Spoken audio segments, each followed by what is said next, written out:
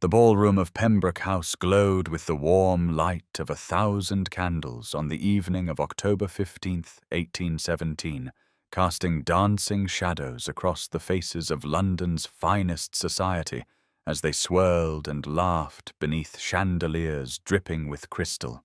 Eleanor Ashworth stood at the edge of the gathering as she always did, a figure in dove-grey silk that marked her as something between mourning and invisibility, neither young enough to be pitied as a hopeful debutante, nor old enough to be respected as a dignified widow, but rather existing in that peculiar limbo reserved for women of 28 years who had committed the unforgivable sin of scandal. She held a slim volume of poetry close to her side, half hidden in the folds of her gown, a small rebellion that no one noticed because no one looked at her anymore, not really. Not since the disaster 7 years ago, when her engagement to Lord Edmund Fairfax had shattered spectacularly upon his discovery that she, Eleanor Ashworth, unremarkable and plain, had been writing scandalous poetry under a pseudonym that had set certain corners of society aflame with whispered fascination. The whispers had turned to condemnation the moment her identity became known, and Edmund had withdrawn his suit with such haste that the gossips barely had time to sharpen their tongues before he was gone, leaving her to face the aftermath alone. Now she attended events like this only because her brother Thomas insisted, because Martha Wentworth, her loyal companion, believed fresh air and society were good for the soul, because the alternative was to disappear entirely. And some stubborn part of Eleanor refused to grant society that final victory. She watched the young women in their pale muslins and silk flowers, Caroline Sinclair among them, golden and laughing in a cluster near the refreshment table where Lady Pembroke held court like a plump, bejeweled spider at the center of her web of gossip and judgment. Caroline had once been her friend, before the scandal, before ambition and social preservation had transformed affection into calculated cruelty, and Eleanor had learned not to flinch when Caroline's eyes slid past her as though she were merely part of the wallpaper, a faded pattern no longer worth acknowledging. The autumn flowers arranged throughout the ballroom released their fading perfume into air, thick with the scent of beeswax and expensive perfumes, and Eleanor found herself cataloguing details as she always did, storing observations like a miser hoarding coins, because if she could not dance, could not laugh freely, could not hope for anything beyond this quiet half-existence, she could at least bear witness to life even from its margins.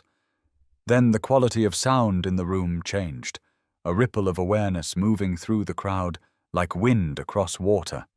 and Eleanor looked up from her careful invisibility to see the crowd parting near the entrance, whispers rising like startled birds, and she knew before she saw him that someone important had arrived, someone dangerous,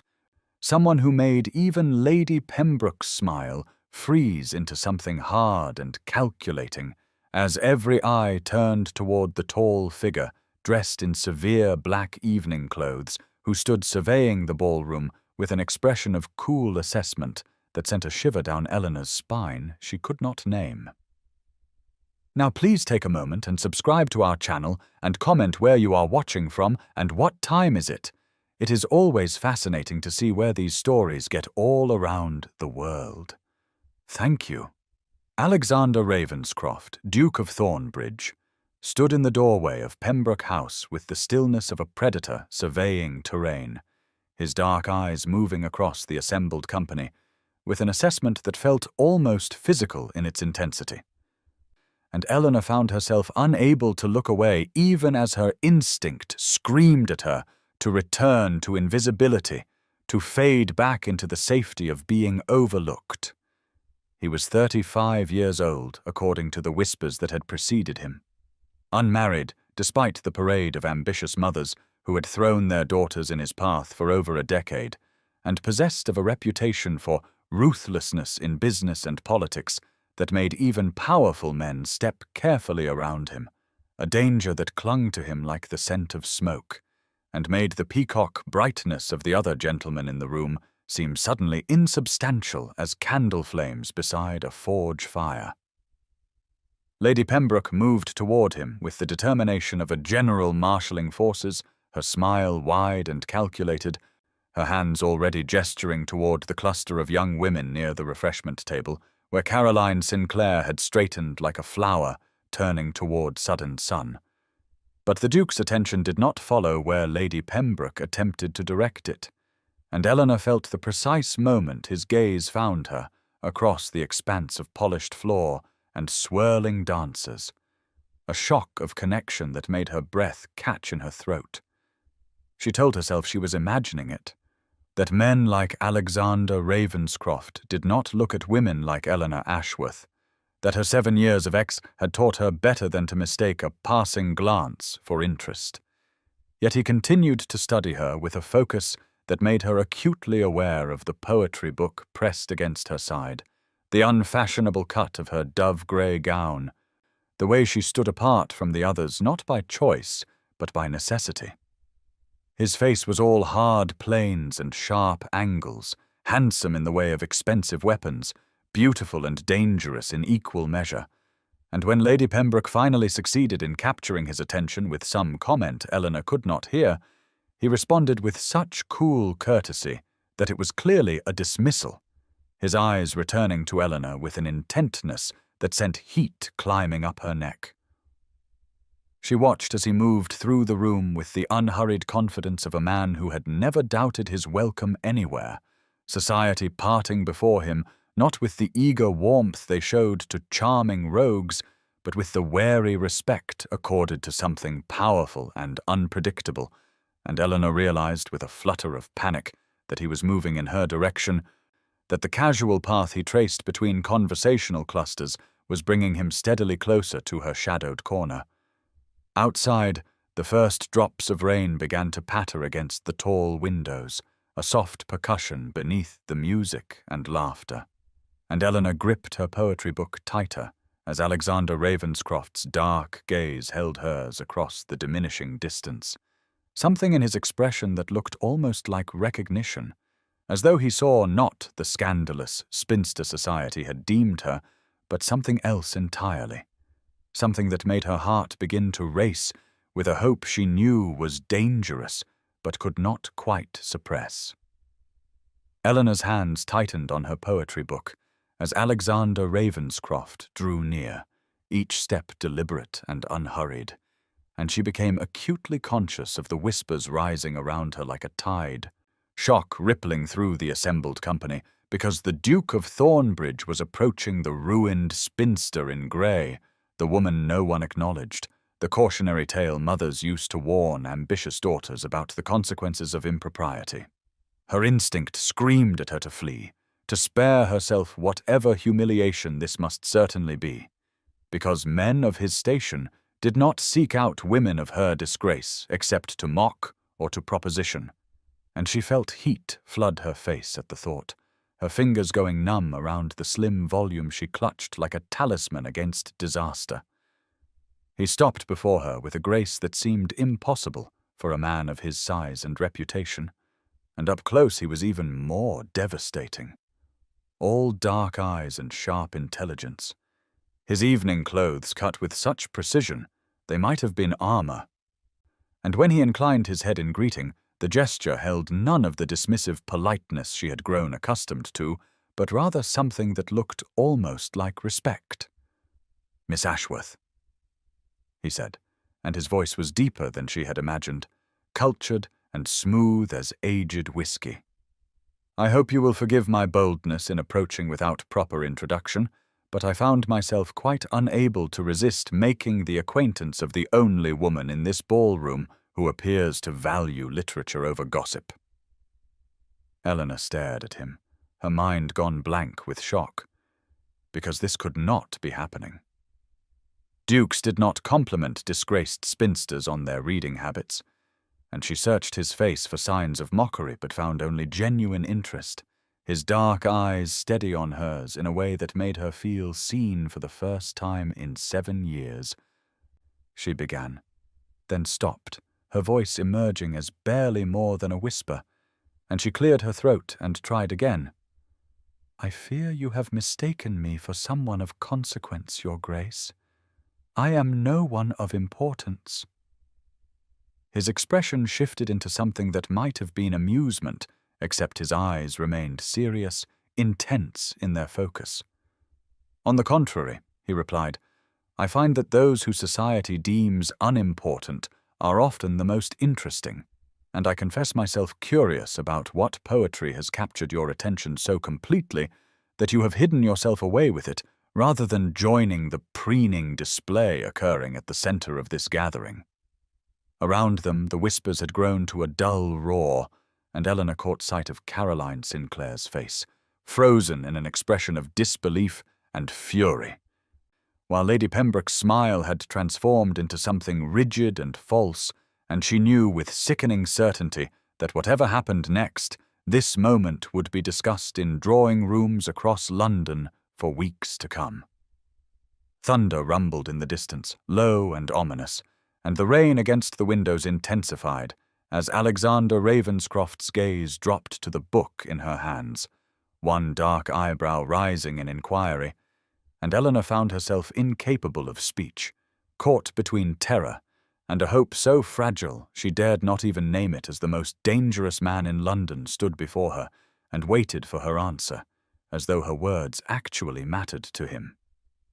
The music began with a sweep of strings that seemed to echo the rising storm outside, and Eleanor felt her breath stop entirely when Alexander Ravenscroft extended his hand to her with a formality that somehow made the gesture more devastating, his dark eyes holding hers with an intensity that spoke of deliberate choice rather than polite obligation, and she knew with absolute certainty that accepting this waltz would change everything, that dancing with the Duke of Thornbridge would mark her as either his amusement or his interest, and either way society would never let her forget it. Her hand trembled visibly as she placed it in his, her grey glove stark against his black evening clothes, and she felt the strength of his fingers close around hers with a gentleness that seemed at odds with his dangerous reputation, his other hand coming to rest at her waist with a propriety that nonetheless sent heat flooding through her entire body as he drew her into the first turn, and she discovered that he danced with the same controlled grace he brought to everything else, leading her effortlessly across the floor while rain lashed the windows, and every eye in the ballroom tracked their progress with shock and avid curiosity. "You are trembling," he observed quietly, his voice pitched for her ears alone, and Eleanor could not tell if it was concern or amusement in his tone, though his hold on her tightened fractionally as though to steady her. "I am terrified," she admitted before she could stop herself, because the nearness of him had stripped away her careful defenses, and she found she could not lie to this man who looked at her as though she mattered. "I am terrified that tomorrow I will discover this was mockery or sport, and I am not certain I can survive being made a fool of again." His expression shifted into something fierce and protective, and he maneuvered them through a turn that brought them temporarily away from the nearest observers, his hand warm and solid against her back. "I give you my word, Miss Ashworth, that I have never been less inclined toward mockery in my entire life, and any man who made a fool of you was the fool himself for failing to recognize your worth." The words landed in her chest like stones dropped into still water, sending ripples of impossible hope through her carefully constructed resignation, and she stared up at him with eyes that burned with unshed tears, because no one had spoken to her with such conviction in 7 years, not since the scandal that had transformed her from promising young woman into cautionary tale. "Tell me about your poetry," he said, as they moved together through the pattern of the waltz, their bodies aligned in a way that felt almost indecent despite the proper distance he maintained. "I want to know what words captured your attention so completely that you chose them over this gathering of peacocks." Eleanor felt something crack open inside her chest at his genuine interest, and before she could think better of it, she found herself confessing about the pseudonym she had used, the scandalous verses that had destroyed her engagement, the way writing had been both her salvation and her ruin, and Alexander Ravenscroft listened with an attention that felt like being seen for the first time in her life. His dark eyes never leaving her face as rain drummed against glass, and the other dancers blurred into insignificance around them. And when the music finally ended, and he bowed over her hand with a formality that transformed into intimacy. When his thumb brushed across her knuckles, he said in a voice rough with something she dared not name, "You are the most fascinating woman I have ever encountered, Miss Ashworth, and I find myself quite determined to know everything about you." Eleanor woke to grey morning light filtering through rain-streaked windows and the immediate crushing weight of consequence. Her body exhausted from a sleepless night, spent alternating between reliving every moment of Alexander Ravenscroft's arms around her and imagining the social devastation that must surely follow, because dukes did not dance with ruined spinsters without purpose, and she could not fathom what his purpose might be, except perhaps cruel amusement or a wager among his set, though his eyes had seemed so sincere and his touch so careful that her traitorous heart kept insisting it had been real, even as her mind catalogued all the ways she had made everything infinitely worse for herself. Martha Wentworth appeared at 10 o'clock with tea and the expression of grim concern that Eleanor had come to recognize over their 5 years together, the older woman's lined face softening with sympathy as she set the tray down and drew back the curtains, despite Eleanor's protest, letting in the pale light of a morning that matched Eleanor's mood with its persistent drizzle and low clouds. "Something happened last night," Martha said quietly. And it was not a question, but rather an invitation, and Eleanor found herself confessing everything while her tea grew cold, the words tumbling out about the dance and his questions and the way he had looked at her as though she mattered. And Martha listened with the patience of someone who had witnessed 7 years of quiet suffering and knew exactly how fragile hope could be in the heart of a woman society had deemed worthless. The knock at the door came at 10:30, and Eleanor's younger brother Thomas appeared with 3 folded notes in his hand and fury in his eyes, his 24 years evident in the protective rage that made him seem suddenly older as he dropped the papers on her bed and said with barely controlled anger that the vultures had wasted no time circling. Eleanor's hands shook as she opened the first note.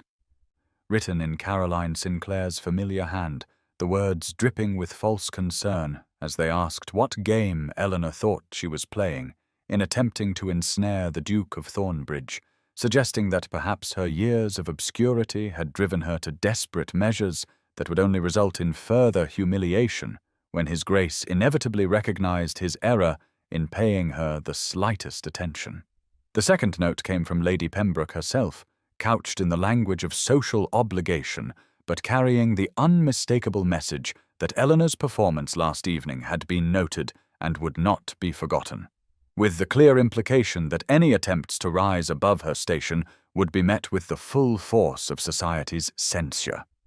The third note contained only 4 words in an unfamiliar hand, but they cut deeper than all the others combined because of their casual cruelty, and Eleanor stared at them until they blurred through her tears as Martha wrapped protective arms around her shoulders and Thomas swore with a vehemence that would have shocked their late mother, those 4 words branding themselves into her consciousness like a verdict she could not escape. How very pathetically desperate. And she knew with sickening certainty that by tonight all of London would be laughing at the ruined spinster who had dared to believe that a dance with a duke might mean something more than temporary charity. Eleanor was still sitting in numb silence with Thomas pacing furiously, and Martha holding her hand when the butler appeared in the doorway at 2 o'clock that afternoon with an expression of profound confusion, and announced that His Grace the Duke of Thornbridge had called and was requesting the honour of being received, and the words seemed to echo in the small room like a thunderclap that froze all three of them in attitudes of shock, because dukes did not call on ruined spinsters the day after dancing with them. Dukes did not follow mockery with formal visits during proper calling hours, and Eleanor felt her heart begin to pound with a terror that was somehow more frightening than resignation, because she did not know if she could survive having hope dangled before her, only to be snatched away again. Thomas moved first, his protective instincts overriding his surprise as he straightened his waistcoat and said he would receive his grace. But Eleanor found herself standing on shaking legs and smoothing down her simple mourning dress with trembling hands because she needed to face this herself, needed to hear whatever cruel explanation or careless dismissal Alexander Ravenscroft had come to deliver, so she could finally stop the terrible hoping that had taken root in her chest, despite all her efforts to crush it. Alexander entered the modest drawing room, carrying white roses, and the sight of him in the clear afternoon light streaming through windows where rain had finally ceased was almost painful in its impact. His dark hair slightly disheveled from the wind, and his eyes finding hers immediately with an intensity that made her breath catch, even as her mind insisted this could not mean what her heart desperately wished it might mean. "Miss Ashworth," he said with a formality that seemed deliberate, his voice carrying none of the mockery she had steeled herself to hear. "I apologize for calling without prior arrangement, but I found I could not wait another day to make my intentions clear to you and to your brother." Eleanor stared at him in confusion, while Thomas moved protectively to her side, and Martha gripped her hand hard enough to hurt, and Alexander set the white roses on the small table with careful precision, before turning to face them all with an expression that was both vulnerable and determined in a way that seemed impossible on the face of London's most dangerous duke. "I came because I wanted to," he said simply, looking directly at Eleanor with eyes that seemed to see straight through all her defenses into the terrified hoping underneath. "I came because our dance last night was the most genuine conversation I have had in a decade of empty social performances, because your honesty and intelligence and quiet dignity are worth more than all the calculated charms of every eligible woman in London, and because I would very much like your permission to call on you again." The words fell into the room like stones into still water, creating ripples that expanded outward until Eleanor felt they might drown her, and she was aware of Thomas's sharp intake of breath and Martha's fierce grip, and the way sunlight caught in Alexander's dark hair and made him seem almost unreal, standing in their modest drawing room, with white roses on the table, and a request in his eyes that looked remarkably like hope. "Your Grace," Thomas began, his voice tight with protective suspicion, "my sister has endured enough cruel amusement at the hands of society, and if this is some manner of sport or wager, I must ask you to leave immediately." Alexander's expression shifted into something fierce and almost angry, but the anger seemed directed outward rather than at them, as he said with quiet conviction that carried the weight of absolute truth. "I give you my word as a gentleman and on my family's honor that I have never been more serious about anything in my life, and the only sport I intend is the systematic destruction of anyone who dares speak ill of your sister in my hearing." Eleanor felt tears burning in her eyes because his words were either the cruelest lie ever spoken or the answer to prayers she had stopped praying 7 years ago, and when Alexander turned to her and asked with remarkable gentleness if he might have permission to court her properly, she found herself nodding even as tears spilled down her cheeks and the terrible dangerous hope in her chest unfurled like flowers opening to unexpected sun. Alexander arrived at precisely 2 o'clock on October the 17th with more white roses and a determination in his eyes that made Eleanor's carefully constructed defenses tremble, and so began a week that would later shimmer in her memory like something from a dream she had not dared to have, each day bringing his steady presence into her life until the impossible began to feel almost real. He came every afternoon at the same hour with the reliability of the church bells that marked the passing time, and they walked in Hyde Park while autumn leaves fell around them in shades of gold and crimson, their conversations ranging from poetry to philosophy to the small observations about life that revealed more about a person's character than any formal social performance ever could.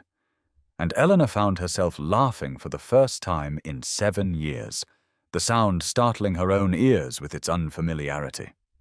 On the 3rd day, he brought her a gift that made her hands shake as she unwrapped it. A first-edition poetry collection so rare that she had only ever read about it in catalogues, and when she looked up at him with tears threatening, he said quietly that he had noticed the way her eyes lit when she spoke of poetry. And he wanted to see that light as often as possible, wanted to give her back the joy that society had tried so hard to steal from her. They sat together in the Ashworth drawing room that had become their sanctuary, while Martha discreetly occupied herself with needlework in the corner, and Thomas read his newspaper with the studied nonchalance of a protective brother who was slowly learning to trust. And Alexander asked Eleanor to read to him from her own poetry. The pages she had hidden for years after her scandal made her pseudonym worthless and her words feel like shameful secrets.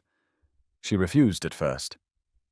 the old fear rising sharp and choking in her throat,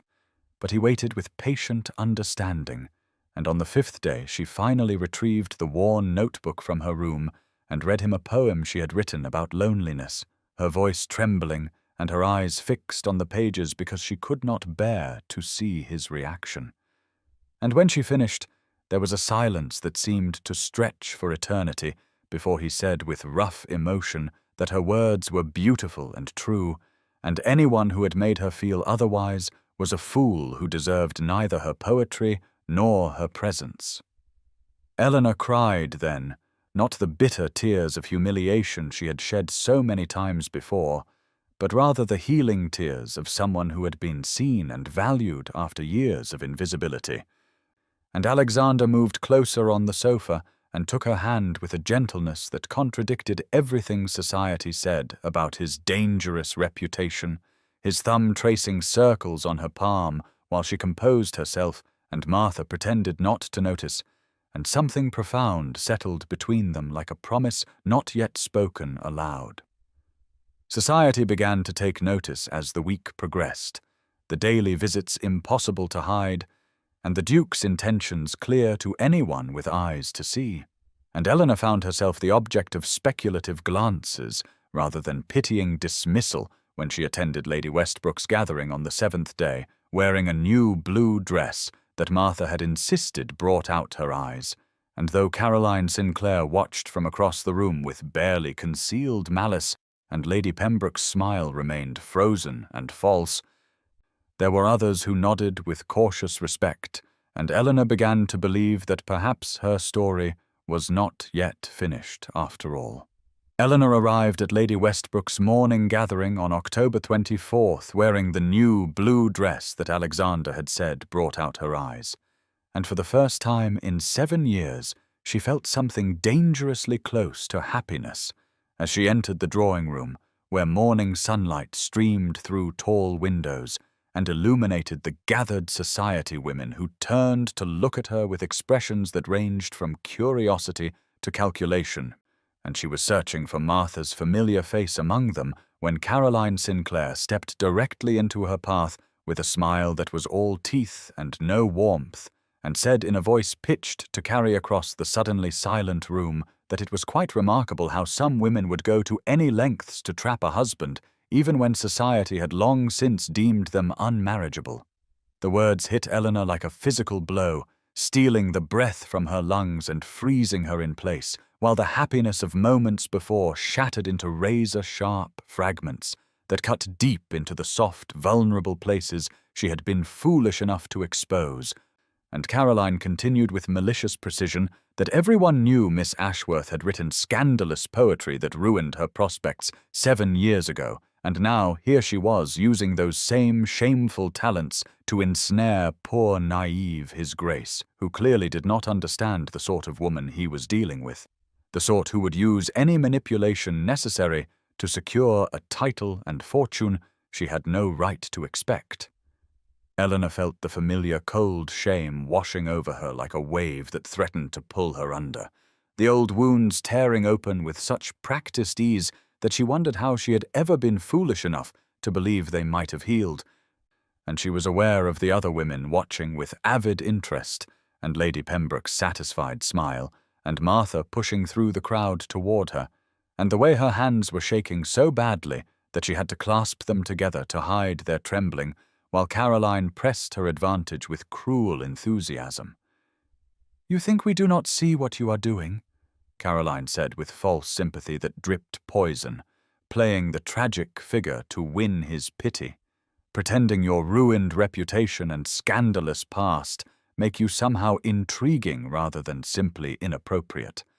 But the Duke will realize soon enough what a mistake he has made in paying attention to a woman who should have had the decency to retire from society entirely years ago, instead of lingering on the edges waiting for an opportunity to trap some unsuspecting gentleman.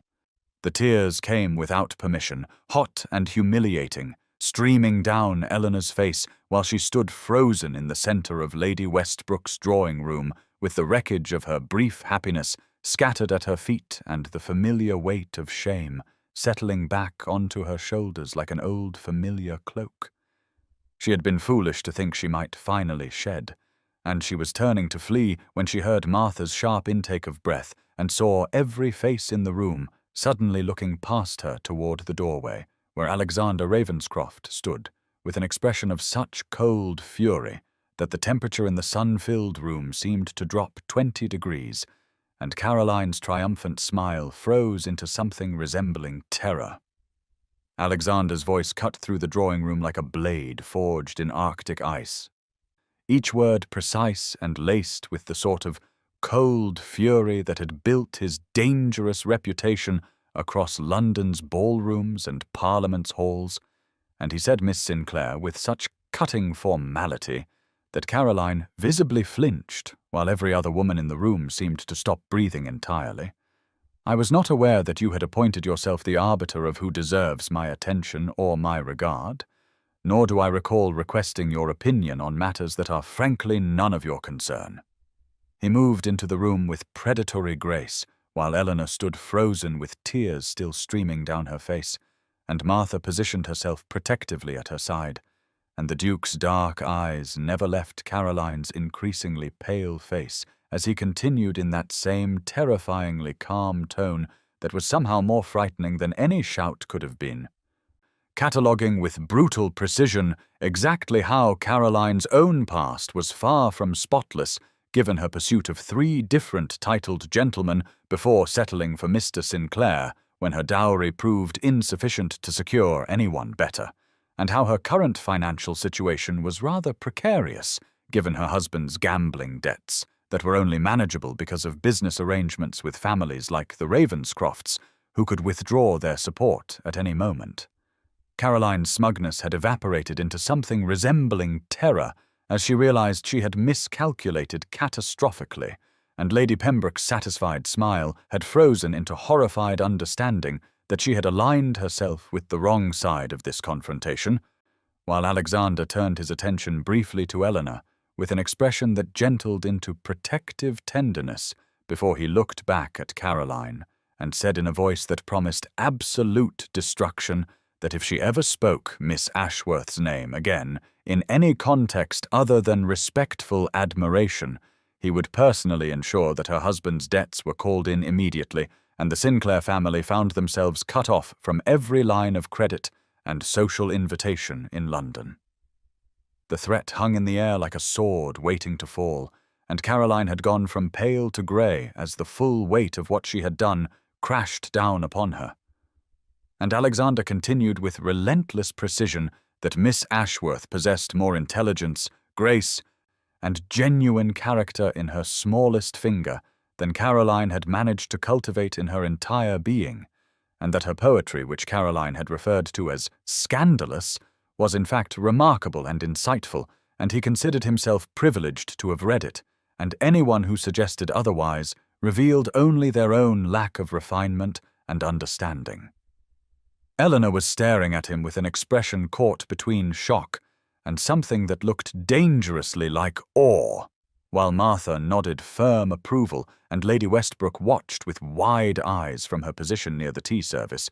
and Alexander finished his systematic destruction of Caroline by noting loudly enough for every witness to hear clearly that he was courting Miss Ashworth with the full intention of making her his Duchess, and anyone who had a problem with his choice was welcome to remove themselves from his acquaintance permanently, as he had no patience for small minds and smaller hearts. Caroline fled the room with tears of humiliation replacing her earlier malice, and Alexander finally turned his full attention to Eleanor and crossed the remaining distance between them and said softly, "Are you all right?" while the other women pretended not to watch, and Martha discreetly moved aside, and Eleanor found she could not speak around the tightness in her throat, but managed to nod, while he produced a handkerchief and gently wiped the tears from her cheeks with a tenderness that contradicted everything about the cold fury he had just displayed. Alexander brought Eleanor home in his carriage at 4 in the afternoon of October 24th, and when Thomas opened the door and saw Eleanor's tear-stained face and the Duke's protective stance beside her, he stepped aside without question and allowed Alexander into their modest drawing-room where late afternoon golden light streamed through windows that overlooked the small garden already touched by autumn's chill, and Martha appeared long enough to bring tea with hands that trembled slightly with emotion before she quietly withdrew and pulled Thomas with her, leaving Eleanor and Alexander alone in a silence that felt thick with everything unspoken between them. Eleanor sat on the settee near the fire that Martha had lit against the cooling day, and Alexander took the chair across from her rather than sitting beside her. And she understood he was giving her space, even though every line of his body suggested he wanted to gather her close and protect her from every cruel word the world might ever speak. And the understanding of that restraint made something crack open in her chest, where she had been holding all her careful defenses. "I am sorry you had to witness that," she said finally, her voice still rough from crying. "And I am sorry Caroline involved you in my scandal, and I understand if you wish to distance yourself from me now that you have seen how society truly views me and how association with me will only bring you difficulty." Alexander leaned forward with his elbows on his knees and his dark eyes fixed on her face with an intensity that made her breath catch. And he said, "Eleanor," and the use of her given name without permission sent warmth flooding through her. "Do you truly believe I defended you today because of some passing fancy or sense of duty that I might now abandon when faced with inconvenience?" She could not answer because her throat had closed around words she was afraid to speak, and he continued in that same low voice that seemed to resonate in her bones. "I noticed you at Lady Pembroke's ball because I recognized something in your eyes that I have seen in my own mirror for years, a loneliness that comes from being seen only as society defines you rather than as you truly are. And I approached you because I wanted to know the woman behind that careful dignity you wear like armor against a world that has judged you unfairly." The tears came again, but these felt different than the humiliated ones from earlier.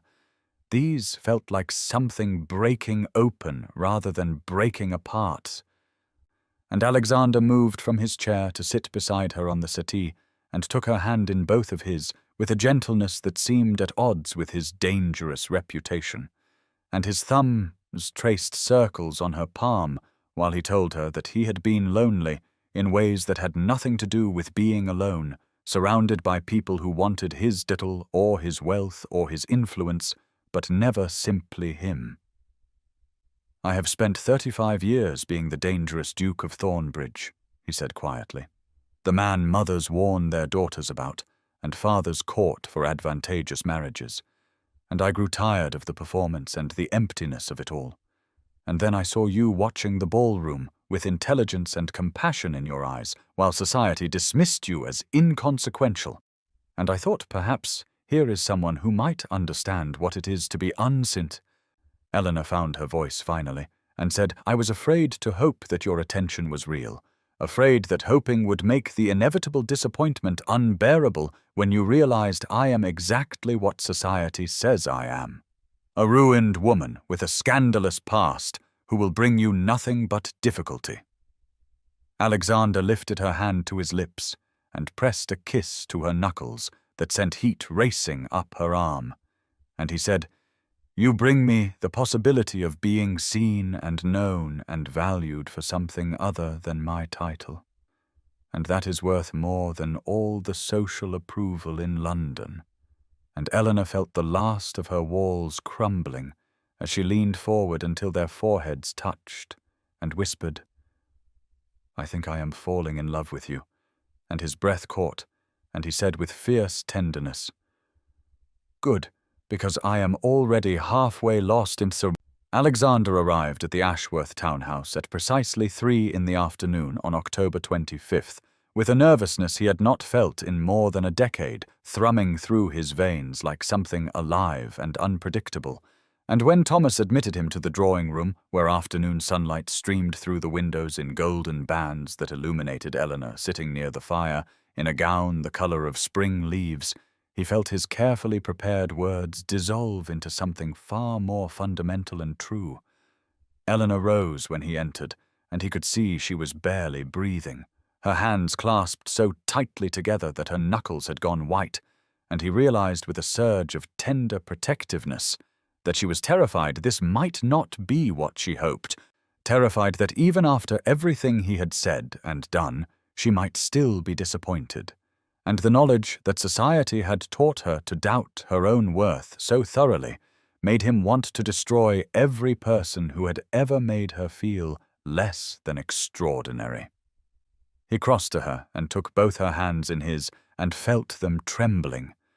And he said, Eleanor, I had planned a very eloquent speech about duty and compatibility and advantageous arrangements, but I find I cannot lie to you even in service of romance, so I will tell you the plain truth instead. She was staring up at him with those intelligent eyes that had first captured his attention, and he continued in a voice that was rougher than he intended because emotion was making it difficult to maintain his usual controlled composure. I have spent 35 years building walls around myself and learning to trust no one, and in 10 days you have managed to dismantle every defense I thought was impenetrable, and I find I do not want to rebuild them because being known by you is worth the vulnerability of being seen. He watched a tear slip down her cheek and reached up to catch it with his thumb while he said, I am not a comfortable man to love. I have a dangerous reputation that is at least partially earned, and a tendency toward ruthlessness that will not disappear simply because I have found someone worth being gentle for. But I swear to you that I will spend the rest of my life ensuring you never doubt your worth or your place beside me. And if you will consent to be my wife, I will count myself the most fortunate man in England. Eleanor's voice was barely a whisper when she said yes, and then louder, with joy, breaking through like sunlight through storm clouds. Yes, Alexander, I will marry you. And he pulled a ring from his pocket that had belonged to his grandmother, a sapphire the color of midnight surrounded by diamonds that caught the afternoon light and scattered it into rainbows. And he slid it onto her finger while saying, This ring has waited 40 years for a woman worthy of wearing it, and I am grateful it waited for you. She was crying openly now, but smiling through the tears, and she said, I love you with such fierce certainty that his breath caught, and he drew her into his arms and kissed her with all the loneliness and longing and hope that had been building between them since that first waltz. And the kiss tasted of salt from her tears and felt like coming home after a lifetime of wandering. And when they finally broke apart, he rested his forehead against hers and said, I love you. Eleanor Ashworth, soon to be Ravenscroft, and I will make certain the entire world knows it." Thomas and Martha must have been hovering nearby because they appeared almost immediately when called, and Thomas shook Alexander's hand with tears in his own eyes, while Martha embraced Eleanor and whispered blessings, and somewhere in the distance church bells began to ring, as though the city itself was celebrating this unexpected joy. The announcement appeared in the London Times on the morning of October 26, 1817, stating that Alexander Ravenscroft, Duke of Thornbridge, was pleased to announce his engagement to Miss Eleanor Ashworth, and by noon the news had spread through fashionable London like wildfire through dry grass, sparking reactions that ranged from shocked disbelief to calculating reconsideration of a woman society had dismissed as ruined and irrelevant. Eleanor woke that morning to find Alexander already at her door despite the early hour, and he swept her into his arms in the modest entrance hall with such fierce joy that Martha had to clear her throat twice before they remembered propriety, and he insisted on taking Eleanor to breakfast at Gunter's, where he could parade his future duchess before the morning crowds, and make absolutely certain no one could mistake the seriousness of his intentions. The sapphire ring glittered on Eleanor's left hand as they walked through Berkeley Square with the late October air crisp and cold around them, and she caught sight of Lady Westbrook crossing the street to greet them with congratulations that seemed genuinely warm, and Eleanor realized with a shock that the woman who had hosted the gathering where Caroline attacked her was now treating her with respect that bordered on deference. Over the following 4 days, the transformation in how society received Eleanor accelerated with dizzying speed. Invitations that had stopped arriving years ago now flooded the Ashworth townhouse until Martha needed a separate table just to organize them all, and Alexander insisted on accompanying Eleanor to every social engagement so he could watch with satisfaction as women who had whispered cruel gossip now smiled and complimented her, and pretended they had always thought highly of Miss Ashworth. On October 28th, Alexander took Eleanor to Madame Bellevaux's exclusive modiste shop on Bond Street, where he had made an appointment for her trousseau, and he sat in the private fitting room with masculine patience while Madame brought out silks and satins and laces in every color imaginable, and when Eleanor protested that she could not possibly need so many gowns, Alexander said with that dangerous smile that made her heart race that his duchess would be dressed in a manner befitting her position, and he would tolerate no arguments on the matter. Eleanor stood on the fitting platform in a gown of deep emerald silk that made her eyes luminous while Madame pinned the hem. And she caught Alexander's gaze in the mirror and saw such naked desire and possessive pride in his expression that heat flooded through her, and Madame made a knowing sound and suggested perhaps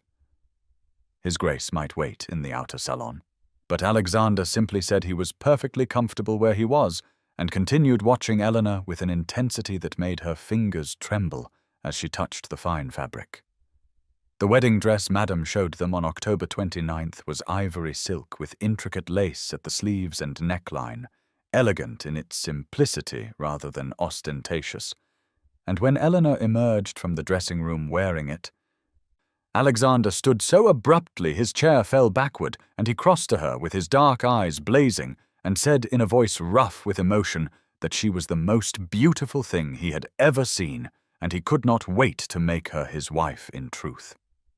Lady Beatrice Pembroke arrived at the Ashworth townhouse on the morning of November the 2nd, 1817, at precisely 11 o'clock, and the rigid set of her shoulders and the tightness around her mouth made it clear she had not come of her own volition, but under a compulsion that galled her deeply, and Eleanor, who was receiving morning callers in the drawing-room with Martha seated nearby as witness and companion, felt Alexander's hand tighten almost imperceptibly on her shoulder, where he stood behind her chair in a posture of protective possession that declared without words exactly who held the power in this encounter. Lady Pembroke's eyes flickered to Alexander, and then away quickly, as though the sight of his cold satisfaction pained her, and she said in a voice that trembled slightly with suppressed humiliation that she had come to offer her sincere apologies to Miss Ashworth for any lack of warmth or welcome she might have shown in the past, and Eleanor recognized the careful wording that had likely been rehearsed multiple times and suspected that Alexander had made it abundantly clear to Lord Pembroke that the family's extensive business interests with Ravenscroft Holdings depended entirely on this moment of contrition. The silence stretched for several heartbeats while Eleanor considered her response, and she felt within herself the warring impulses of the woman she had been who would have accepted any crumb of kindness with desperate gratitude, and the woman she was becoming who understood that she owed nothing to those who had been cruel when she was powerless. And it was Alexander's thumb brushing gently against her shoulder that reminded her she could choose grace not from weakness but from strength.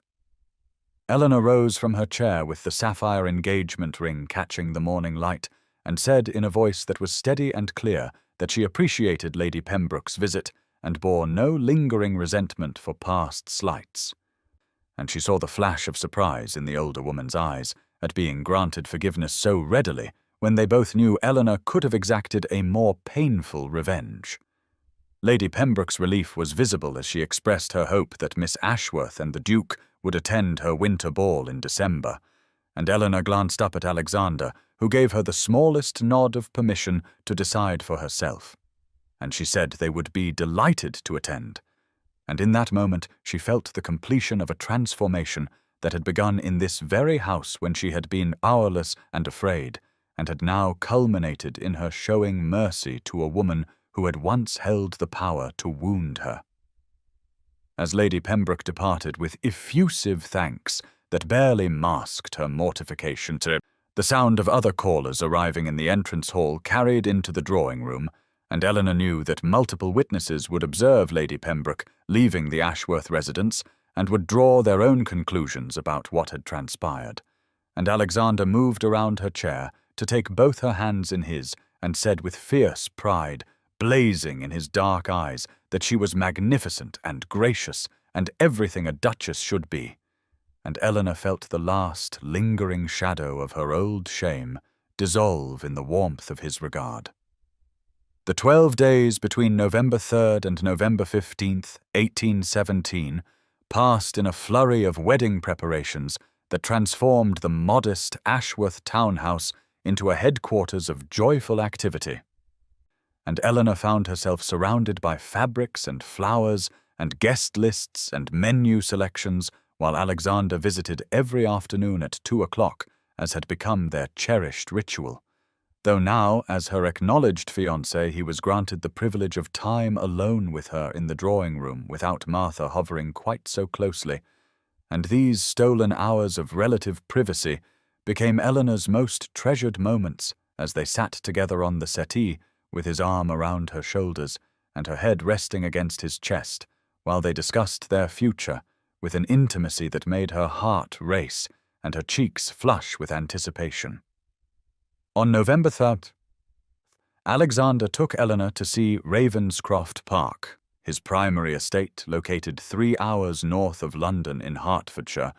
and as their carriage rolled up the long drive lined with ancient oaks, just beginning to lose their autumn leaves, Eleanor caught her first glimpse of the magnificent Palladian manor house, with its honey-coloured stone glowing in the pale November sunlight.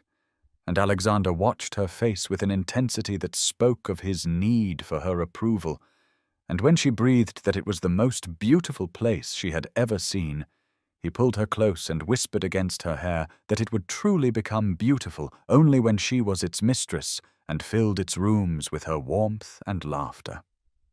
The housekeeper Mrs. Davies and the butler Stevens greeted Eleanor with respectful deference that held genuine warmth beneath the formality, and as Alexander showed her through the grand rooms with their tall windows and elegant furnishings, he pointed out the private sitting room adjacent to the Duchess's chambers that he had already instructed be converted into a writing room for her poetry, complete with a desk positioned to catch the morning light and shelves waiting to be filled with her books. And Eleanor stopped in the doorway of that sun-filled space and felt tears slip down her cheeks because no one in her entire life had ever made such a gesture of understanding what truly mattered to her soul. The wedding itself was planned for December 7th, 1817, at St. George's Church in Hanover Square, with a breakfast to follow at Ravenscroft House in Mayfair, and the guest list had swelled to over 200 people, as every family of consequence angled for an invitation to what had become the most anticipated social event of the winter season. And Eleanor felt a sharp satisfaction in knowing that many who had whispered cruel gossip about her would now witness her triumph as she became the Duchess of Thornbridge. On November 10th, Madame Beliveau delivered the finished wedding dress for a final fitting, and when Eleanor stood before the mirror in the ivory silk gown with its delicate lace and pearl buttons running down the back, Martha wept openly and said that she looked like an angel, and Alexander, who arrived early and convinced Martha to let him see despite the superstition about grooms viewing the dress before the wedding, stood frozen in the doorway with such blazing love in his dark eyes that Eleanor understood with absolute certainty that she was cherished beyond measure. The final 2 weeks before the wedding passed in a haze of fittings and menu selections and seating arrangements, but what Eleanor would remember most vividly in years to come were the quiet moments stolen between the chaos when Alexander would arrive at the townhouse and pull her into his arms the moment they were alone, and hold her as though she were something infinitely precious.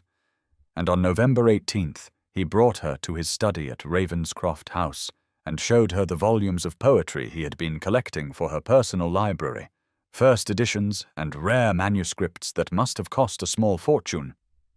And when she protested that it was too much, he had silenced her with a kiss that left her breathless and trembling, and said that nothing would ever be too much for her, and that he intended to spend the rest of his life proving that she deserved every beautiful thing the world could offer. On November 20th, they attended the theatre together in full view of society, and Eleanor sat in the Ravenscroft box, wearing a gown of deep emerald silk that Alexander had commissioned specifically, because he said it made her eyes luminous, and she felt the weight of hundreds of gazes upon them. But instead of the old shame, she felt only pride, because Alexander kept her hand clasped in his throughout the performance and whispered in her ear during the intermission that he was the most envied man in London for having won her heart. Thomas observed his sister's transformation with satisfaction, and told Alexander privately on November 22nd that he had never seen Eleanor so happy, and that he was grateful beyond words that someone finally recognized her worth. And Alexander had gripped the younger man's shoulder and said that he was the fortunate one, because Eleanor had taught him that true nobility lay not in titles or wealth, but in the courage to remain kind and generous even when the world had been cruel. And Thomas understood in that moment why his sister loved this man who had such a fearsome reputation, but who looked at Eleanor as though she hung the moon and stars. On November 25th, Alexander took Eleanor to the small family chapel at Ravenscroft Park, where they would speak their private vows before God on the morning of the wedding, before the larger public ceremony, and he showed her the names carved into the stone walls of generations of Ravenscrofts who had married for love despite social pressure to make advantageous matches. And he told her that she would add her name to that wall as his duchess, and that their children would know the story of how their father had fallen in love with the most remarkable woman in England who society had foolishly overlooked. The nights grew longer and colder as December approached, but Eleanor had never felt warmer or more alive as she lay in her bed at the Ashworth townhouse, counting the days until December 7th, when she would walk down the aisle of St. George's and bind her life to Alexander's forever. And Martha would find her sometimes standing at the window with the sapphire engagement ring catching the lamplight,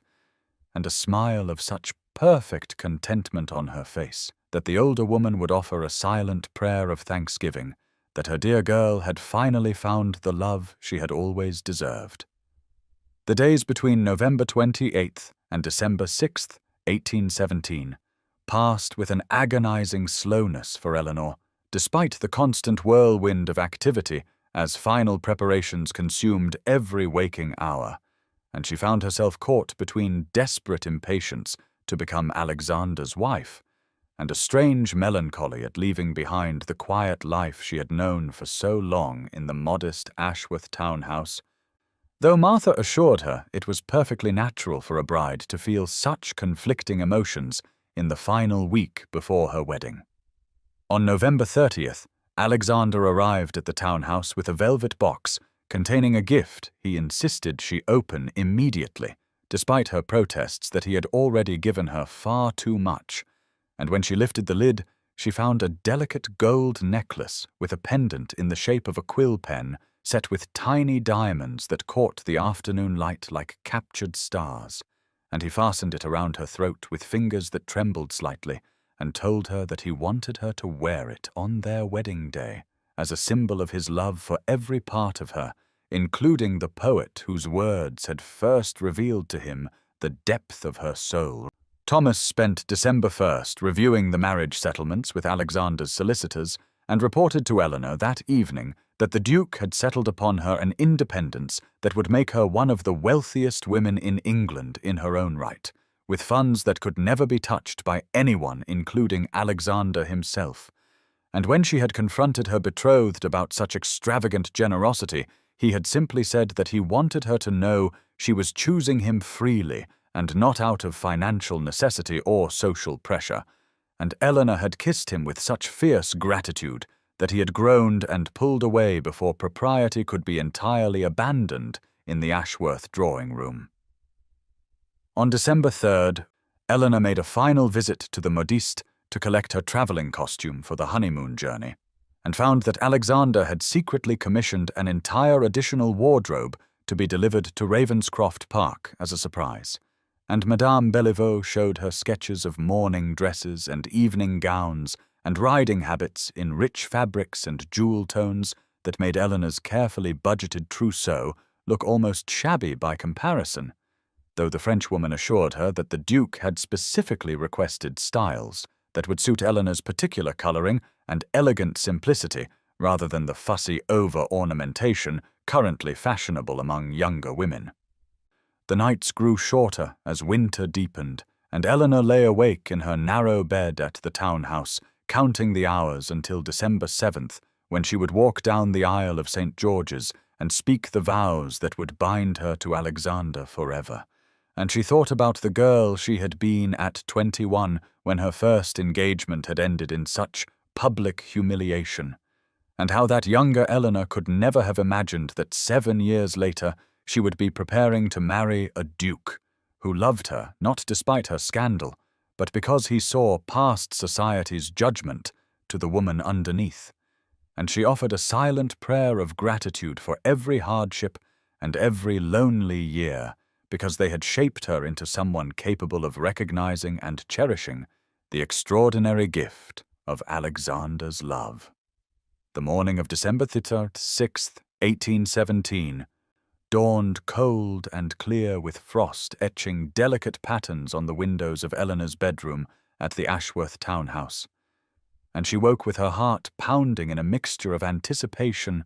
and something that felt almost like terror, because tomorrow, at this time, she would be Alexander's wife and the Duchess of Thornbridge, and despite all the weeks of preparation, some part of her still could not quite believe that this extraordinary transformation was truly happening to Eleanor Ashworth, who had been society's invisible spinster barely 2 months ago. Martha found her standing at the window wrapped in a shawl, watching the winter sun rise over London's rooftops, and the older woman came to stand beside her and asked gently if she was having second thoughts. But Eleanor had turned with eyes that shone with unshed tears and said no.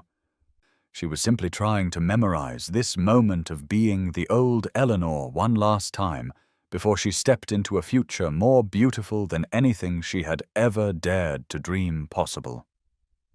At 10 a.m., Alexander arrived despite the impropriety of calling so early, because he said he could not bear to spend their last day as unmarried people apart,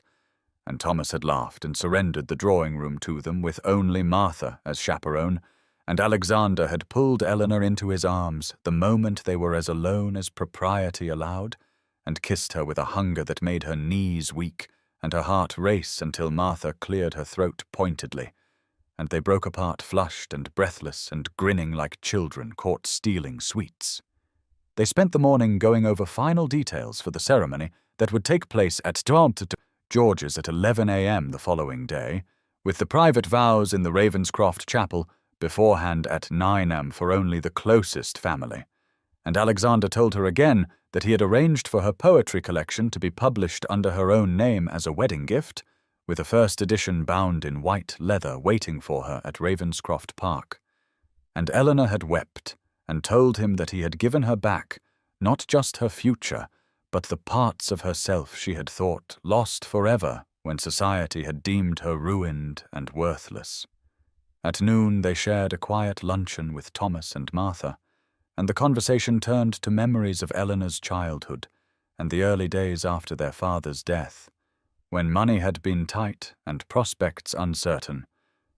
And Alexander listened with fierce attention to every story, as though memorizing the details of the life she had lived before him. And Eleanor understood that he wanted to know every version of her that had existed because he loved not just who she was now, but the journey that had shaped her. In the afternoon, Alexander took her driving through Hyde Park one final time as Miss Ashworth, and the winter sun slanted through the bare branches of the trees and caught the sapphire on her left hand, sending blue fire dancing across the interior of the carriage, and he told her that he had never believed in fate or providence until the night he had walked into Lady Pembroke's ballroom and seen a woman in grey standing alone by the windows, and felt his entire future shift and realign around that single moment. When he returned her to the townhouse at 4 p.m., he held her hands for a long moment on the front steps and told her that the next time he saw her, she would be walking down the aisle toward him, and that he would spend every remaining day of his life being grateful that she had chosen to trust him with her heart, despite every reason society had given her to protect it. And Eleanor had whispered that he had taught her the difference between existing and living, and that she could not wait to begin their life together. The morning of December the 7th, 1817, arrived with a stillness that felt almost sacred. As Eleanor woke in the pale pre-dawn darkness of her childhood bedroom for the very last time, and she lay perfectly still beneath the familiar weight of quilts her mother had sewn years before, listening to the quiet sounds of the townhouse stirring to life around her, and thinking that in just 5 hours she would speak vows that would transform her from Miss Eleanor Ashworth into Her Grace the Duchess of Thornbridge, a title that still felt impossibly grand and unreal, despite all the weeks of preparation that had led to this extraordinary morning. Martha appeared at 6 a.m. with hot chocolate and tears already streaming down her lined face, and she helped Eleanor into the bathing room, where a copper tub had been filled with steaming water scented with lavender and rose petals, and as Eleanor sank into the fragrant warmth, she felt the last traces of tension dissolve from her shoulders, and thought about how 2 months ago she had been the invisible spinster, standing alone at the edges of Lady Pembroke's ballroom, resigned to a life of quiet obscurity. And now she was preparing to marry a man who loved her with a fierce devotion that still took her breath away whenever she allowed herself to fully comprehend the magnitude of what was happening. At 7 a.m., Thomas knocked softly, and entered to find his sister wrapped in a dressing gown with her dark hair loose around her shoulders, and he crossed the room to take both her hands in his and told her with a voice thick with emotion that their father would have been so proud to see her marry a man worthy of her intelligence and courage and kindness. And Eleanor had embraced him tightly and whispered that none of this would have been possible without his steadfast support during the 7 years when society had deemed her ruined and worthless, and they stood together in the quiet morning light, sharing a moment of profound gratitude for the journey that had brought them to this day. Martha and two maids began the elaborate process of dressing Eleanor at 7:30 m.m. First the delicate silk stockings and embroidered chemise,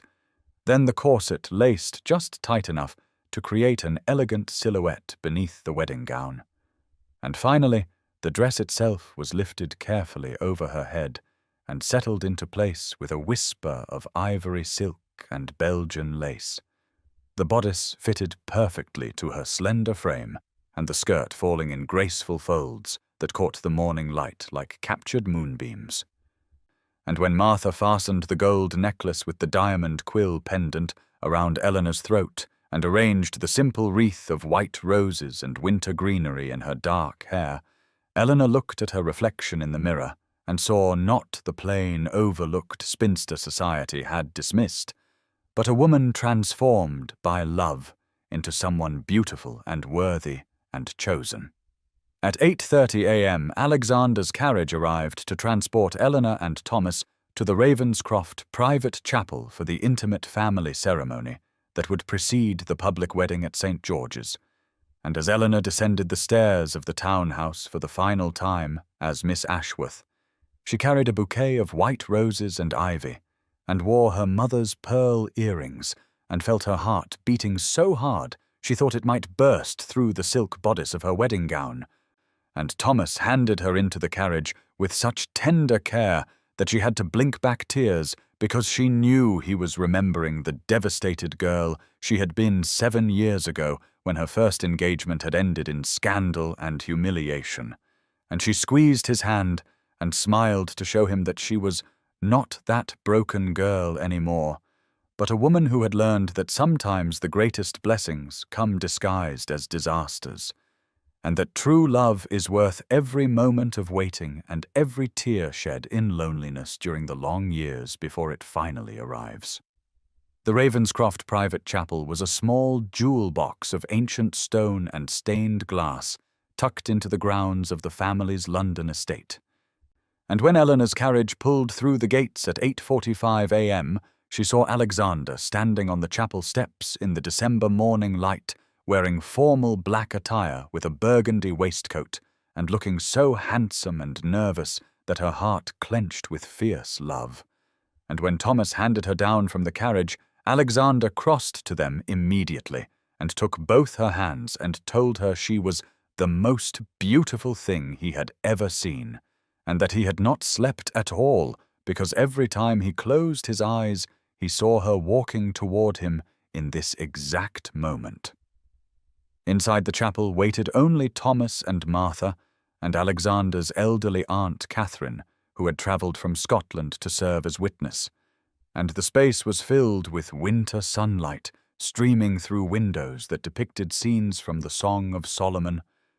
And when the family chaplain asked them to join hands, Eleanor felt Alexander's fingers trembling against hers, and understood that this intensely powerful man, who had destroyed her enemies and defied society for her, was as overwhelmed by the magnitude of this moment as she was.